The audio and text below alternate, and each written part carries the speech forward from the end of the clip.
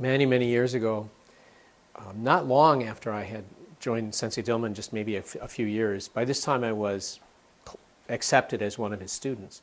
I was at a training. It was Sensei Dillman and Wally Jay. And they were doing this wonderful two-person, we call it a big, it's a dynamic duo training event. It was a wonderful training. And it was great. I got to I was uke for Professor Jay a couple times, and it was great. But what I remember, what really stood out for me in that experience was something that happened when Sensei Dillman was teaching. He was teaching application to the technique, which is found in kata. The hands shoot up and then they pull back.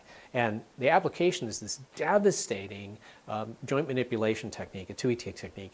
It's really fast. You put it on, it's really hard. It's hard to get out of. It's very easy. When you pull that back to your body and twist your hip, you can really, do damage as you need to. Very, very effective technique. But I was not super, good at it.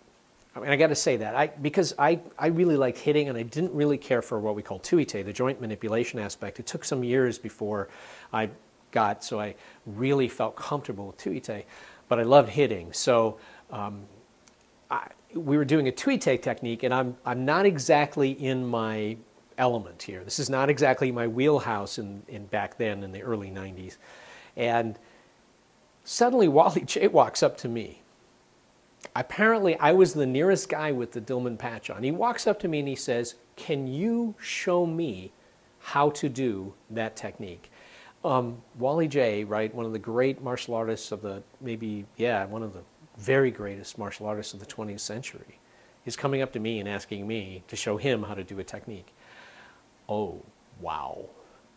And then I'm thinking to myself, well, I can't do it on him. I have to walk him through doing it on me. Dear Lord, please don't let me screw this up. So my brain is going 1,000 miles an hour while I'm trying to walk Professor Jay through the process of applying the technique on me. And of course he got it instantly. He went, "Oh, well, that's good. Thank you," and walks away. And I'm thinking, wow, what an attitude. Here's a guy who's at the top of his game, world-renowned, and yet he's more than happy to have, whichever guy is nearest show him a technique. He could have walked up to Sensei Dillman and said, "Hey, George, my good friend and colleague, show me how to do that." But no, he just picked whoever there because he didn't care. His ego wasn't even present. In fact, people like to talk about humility and they think humble is like, "Oh, I'm nothing, I'm not great."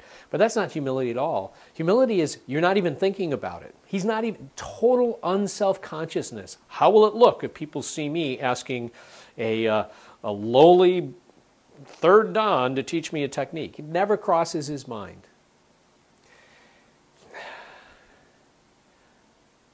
That's a quality I want to emulate.